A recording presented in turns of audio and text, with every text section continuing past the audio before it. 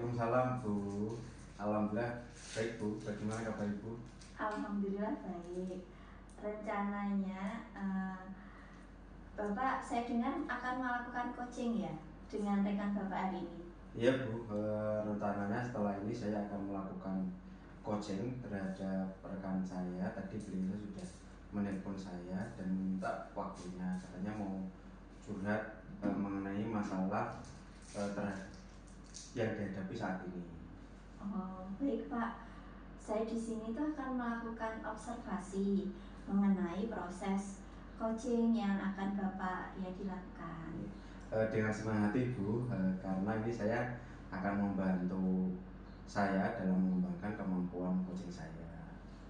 Sebelum dimulai coaching, kita itu akan mendiskusikan terlebih dahulu mengenai rubrik penilaian Pak yang akan saya gunakan untuk menilai proses coaching ini. Siap Bu, bagaimana Bu?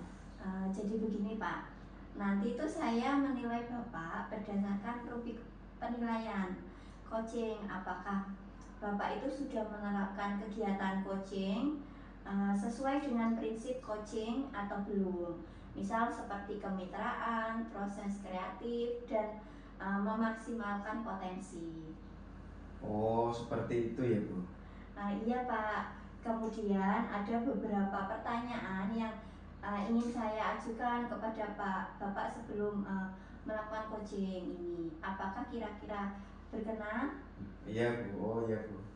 Kira-kira kompetensi coaching apa yang ingin Bapak kembangkan nanti pada saat melakukan coaching Pak?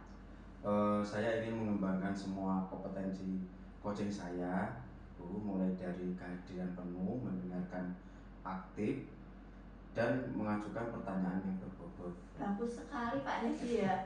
Nanti itu saya akan membantu mengamati ya Pak ya. Iya Bu, agar kemampuan kompetensi saya ini nanti meningkat. Siap. Kemudian bagian kompetensi mana yang secara spesifik ingin dikembangkan Pak Yadi? Saya ingin mengembangkan kompetensi mendengarkan aktif, mengajukan pertanyaan yang berbobot ya Bu. Oh iya ya Pak ya.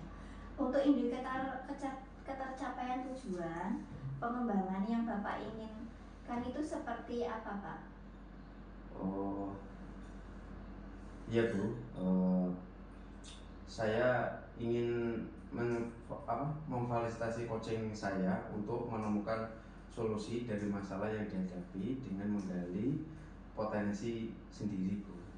Oh baik Pak, kalau begitu nanti setelah ini silahkan melakukan coaching ya. Semangat Pak Yadi, semoga berhasil. Ya, terima kasih Bu. Ya, silahkan saya permisi dulu. Waalaikumsalam warahmatullahi wabarakatuh. Selamat siang Bu Sulis. Selamat siang Pak. Bagaimana kabarnya Bu? Alhamdulillah baik, sehat Pak. Nah, kita katanya Ibu mau ngobrol nih, mau menyampaikan sesuatu. Silakan Bu untuk menyampaikan sesuatu yang ingin Ibu. Tentang apa Bu? Oh iya, terima kasih Pak Yaji. Begini Bapak, sebenarnya setelah saya belajar dari beberapa materi, terutama yang kemarin kita pelajari itu terkait tentang pembelajaran berdiferensiasi, saya mau coba melakukan variasi yang berbeda-beda. Kemarin saya mencoba di kelas 10 TSM 1 melaksanakan pembelajaran berdiferensiasi. Tapi hasilnya pemahaman siswa masih kurang. Selain itu saya juga merasa seperti sedang berjuang sendirian Pak, karena guru-guru satu mapel saya ini belum tertarik untuk menerapkan pembelajaran berdiferensiasi. Topik yang sangat menarik Bu Sulis. Kita memiliki waktu sekitar 30 menit untuk berdiskusinya. Nah, apa yang Ibu ingin capai dari diskusi kali ini? Saya ingin mendapatkan solusi tentang bagaimana caranya supaya bisa meningkatkan pemahaman siswa Bapak terkait dengan materi pembelajaran yang dilaksanakan dengan berdiferensiasi ini atau pembelajaran yang berpihak pada murid. Kemudian saya juga ingin agar partisipasi siswa meningkat, keaktifan siswa meningkat, dan teman-teman saya sesama mapel produktif mau berkolaborasi dengan saya untuk menerapkan pembelajaran berdiferensiasi di kelas. Oh, gitu ya bro, hebat sekali Bu Sul di sini. Sudah mulai menerapkan pembelajaran eh, berdiferensiasi dengan berbagai variasi yang berbeda, tapi ibu merasa hasilnya pemahaman siswa belum optimal ya. Nah, kemudian Bu, apa yang menjadi permasalahan ibu dalam pembelajaran ini sebetulnya? Jadi begini Pak, mungkin ada beberapa hal yang terkait dengan pemahaman materi dan partisipasi siswa dalam pembelajaran. Bagaimana cara meningkatkan pemahaman dan partisipasi siswa dalam pembelajaran ini, dan bagaimana caranya agar rekan mapel produktif teman-teman saya ini mau berkolaborasi untuk menerapkan pembelajaran berdiferensiasi. Wah, menarik sekali obrolan kita kali ini. Bu Sulis memiliki 3 hal yang menjadi kendala dalam menerapkan pembelajaran diferensiasi terkait pemahaman materi, partisipasi siswa, dan kolaborasi rekan mapel ya. Kalau boleh tahu Bu, apa sih yang ingin dicapai Ibu di pembelajaran diferensiasi ini? Sebenarnya saya ingin ketika pembelajaran berdiferensiasi ini itu sesudah saya melakukan pengamatan, terus ada kuesioner serta wawancara terkait kesiapan belajar siswa dan gaya belajar. Setelah itu menuangkan dalam rencana pembelajaran agar sesuai dengan kebutuhan siswa. Kemudian siswa berpartisipasi secara aktif dan materi pelajaran pun dapat dipahami oleh mereka. Kemudian pembelajaran berdiferensiasi ini dilakukan secara berkesinambungan Bapak, dari kelas 10 kemudian ke kelas 11 dan kelas 12. Alhamdulillah Bu, saya salut mengapresiasi sekali apa-apa yang sudah Ibu lakukan. Nah, kalau saya boleh tahu, langkah atau strategi apa yang sudah Ibu lakukan supaya kualitas pembelajaran berdiferensiasi ini semakin bagus dan dapat diterapkan di semua tingkatan? Saya sudah mengkelompokkan siswa berdasarkan gaya belajar mereka. Kemudian saya juga membuat LKPD berdasarkan tingkat pemahaman siswa seperti materi. Kemudian selain itu saya juga sudah mendiskusikan hal ini dengan rekan-rekan MGMP mapel tingkat sekolah saya Pak.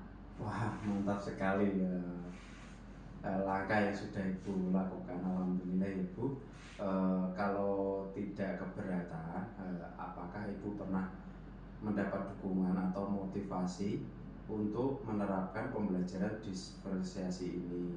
Lalu dukungan seperti apa yang sudah Ibu dapatkan untuk lebih menambah semangat dan menerapkan pembelajaran diferensiasi ini? Alhamdulillah saya sudah berkonsultasi dan koordinasi dengan Bapak Kepala Sekolah, kemudian rekan satu mapel saya di produktif ini, dan beberapa teman sejauh saya Bapak. Bagus Bu, Ibu sudah melangkah mendekati sempurna terkait dengan dukungan bagaimana kolaborasi Ibu dengan rekan-rekan guru Bu, supaya pembelajaran diferensiasi ini bisa berjalan dengan baik. Kami mengalami kendala Pak, karena jika yang diajak kolaborasi tidak optimal, kami mencoba mengajak rekan-rekan yang mengajak kelas 10 untuk bergabung dalam pembelajaran diferensiasi ini. Kami berharap ada kesinambungan dari kelas 10 ke kelas 11, kemudian ke kelas 12, dan anak-anak lebih senang mengikuti pembelajaran. Terkait dengan langkah Ibu dalam kolaborasi dengan rekan yang mengajar di kelas 10, 11, dan 12, harapan Ibu ke depannya seperti apa? Saya berharap bisa terus berkolaborasi dengan rekan sejawat untuk melaksanakan pembelajaran berdiferensiasi ini. Semoga dengan waktu pemahaman yang saya sampaikan pada rekan dan pendidik semakin meningkat, sehingga mereka lebih senang mengikuti pembelajaran yang saya rancang ini. Antara grade 1 sampai 10, kira-kira ada grade berapa Bu untuk rekan sejawat Ibu ini dan bisa dinaikkan sampai grade yang ke berapa? Mungkin grade 6 Bapak, karena ada beberapa guru yang sudah senior. Sepertinya mereka memiliki kendala dalam melakukan pembelajaran berdiferensiasi. Mengingat pembelajaran ini membutuhkan banyak persiapan dan harus benar-benar menguasai IT juga. Tapi saya yakin untuk keseluruhan bisa ditingkatkan sampai level 8. Karena meskipun sudah senior, kalau persiapan bisa dihandle oleh guru yang masih muda. Jadi nanti guru-guru yang muda ini bisa membantu guru-guru senior Bapak untuk mempersiapkan, untuk membantu membimbing masalah IT dan sebagainya.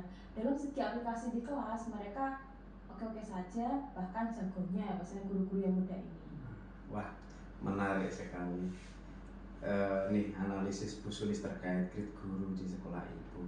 Apakah ada hal yang akan Ibu lakukan dalam waktu dekat untuk memperkuat kolaborasi Ibu dengan rekan satu mapel? Rencananya sih setelah pekan asesmen ya Pak, asesmen akhir ini ada waktu seminggu sambil remedi dan mengolah nilai. Saya akan berdiskusi dengan rekan sejawat membicarakan tentang pembelajaran berdifferensiasi ini. Oh, alhamdulillah Bu, saya sangat bahagia karena Ibu sudah menemukan solusi untuk permasalahan yang Ibu hadapi. Saya ingin bertanya terkait siapa saja yang bertanggung jawab dan terlibat dalam acara diskusi yang akan Ibu laksanakan tersebut. Mungkin saya sebagai penanggung jawab kegiatan karena saya menginisiasi terlaksananya acara ini.